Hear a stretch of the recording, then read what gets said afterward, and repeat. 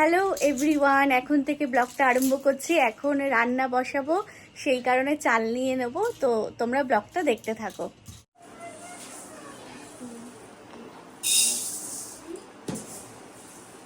দু বাটি, তিন বাটি, চার বাটি। তো পরের দিন একটু পান্তা করবো, তার জন্য একটু বেশি করে চাল নিয়ে নিয়েছি। এই মাত্র আমরা মাঠ থেকে এসছি, মানে সকালবেলা বেরিয়েছি, প্রায় 2-3 ঘন্টা। দেখে দেখে দেখে এটা কথা বলিনি তো, 2-3 ঘন্টা থেকে এখন হচ্ছে এসছি। তো এসেই আগে হচ্ছে গ্রেপসটা দিয়ে দিয়েছি, নাও মিটি খেয়ে নাও। তারপরে আমি এদিকে হচ্ছে ভাত বসিয়ে দিয়েছি, ডাল বসিয়ে দিয়েছি। তো আর তোমাদের সাথে অনেকদিন পরে আজকে ব্লগটা শেয়ার করছি, তো প্লিজ দেখতে থাকো। এখন কি রান্না হবে দেখছি, কি সবজি আছে। তো তো এইগুলো দিয়ে এখন হচ্ছে একটা ঢেঁড়স আলু ভাজবো, আর লেবু আছে। তো মুগ ডাল দিয়ে ঝিঙে সবজিগুলো তাড়াতাড়ি করে কুটে নেবো, কারণ রান্না বসিয়ে দিয়েছি। আর ভাত ডাল ওইদিকে হচ্ছে, এই এই মানে পরিস্থিতিতে হচ্ছে ওখানে ওইদিকে ভাত ডাল হচ্ছে, আর এদিকে আমি তাড়াতাড়ি করে সবজি কুটে নেব।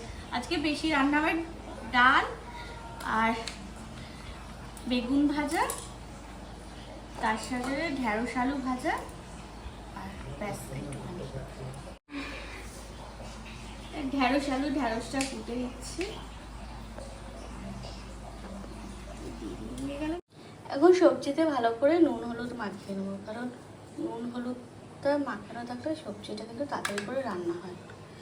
ঠিক আছে,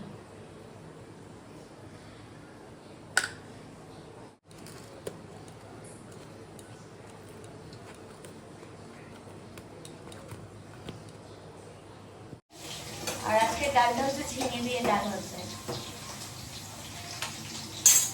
ঢেঁড়সটা দিয়ে দিচ্ছি।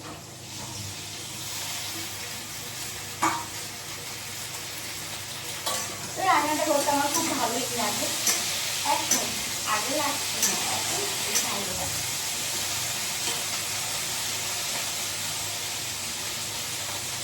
হয়ে গেছে, এখন ঢেঁড়স আলু বেগুন ভাজা হয়েছে, আর তার সাথে দেখো ডাল, ঝিঙে দিয়ে ডাল আর পাঁপড় ভাজা। তো এইটাই আজকে আমাদের রান্না হয়েছে। কি এনেছি? এই নাও।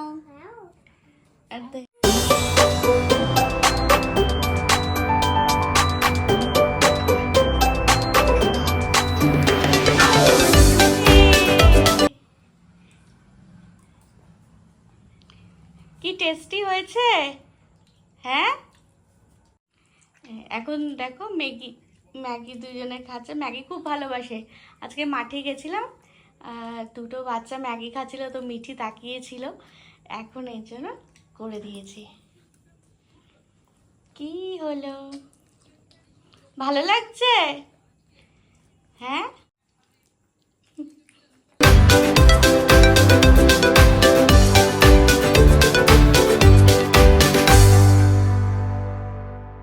দিল না, রান্নাঘরটা খুব পরিষ্কার থাকে। কি হলো, মেলে দিলাম। ইচি মোবাইল দেখছে, আর আয়ুষ হচ্ছে টিভি দেখছে আর পড়তে বসেছে। খেলা আরম্ভ হয়েছে, ফুটবল খেলা হচ্ছে, আজকে মোহনবাগানের খেলা আছে, সেই খেলা দেখছে আর পড়ছে। ওই খেলা দেখো আর পড়তে বসো। তো এই ব্যাগটা না স্কুল থেকে দেয়, তো আমি এই ব্যাগে করে হচ্ছে আগের বইগুলো, আগের ক্লাসের বইগুলো আবার রেখে দিই, আর নতুন ক্লাসের বইগুলো আবার এই তাকে রেখে দিই। এখন সন্ধ্যা পুজো দিতে এসেছি। তোমরা সবাই মনসা মা, শীতলা মায়ের দর্শন করে নাও, তার সাথে সাথে আমার ঘরের সব ঠাকুর দেবতাদের দর্শন করে নাও।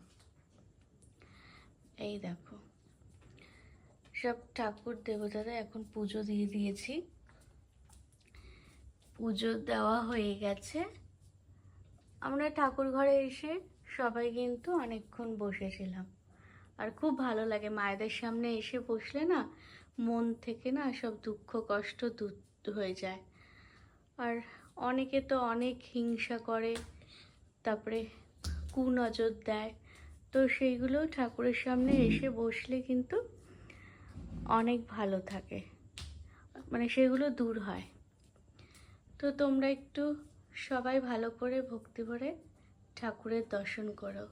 আজকে প্রদীপ জ্বালিয়েছিলাম, কারেন্ট ছিল না, তখন মায়েদের মুখ না অপূর্ব সুন্দর লাগছিল।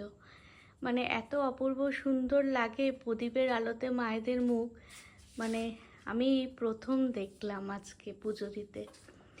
কারণ কারেন্ট ছিল না, রোজ কারেন্ট থাকে তো টিউবলাইট জ্বালানো থাকে, তো সেই কারণে অত ভালো করে দেখতে পাইনি। কিন্তু আজকে এত সুন্দর লেগেছে প্রদীপের মধ্যে মায়ের মুখ, মনে হচ্ছিল মা একদম এখানে বিরাজ করছে। তাই তোমাদের সাথে এই ছোট্ট কথাটা শেয়ার করলাম। আমাদের মা কিন্তু খুব জাগ্রত, কারণ মার কাছে কোনো কিছু বাসনা করলে কিন্তু সেটা পূরণ হয়। আর সবাইকে ভালো করো মা, সবাইকে রক্ষা করো, আর এই প্রার্থনাই করি। তাহলে বন্ধুরা, আজকে হচ্ছে ব্লগটা এখন পর্যন্তই থাকলো। তো তোমাদের ভালো লাগলে প্লিজ লাইক, কমেন্ট, সাবস্ক্রাইব করে দেবে।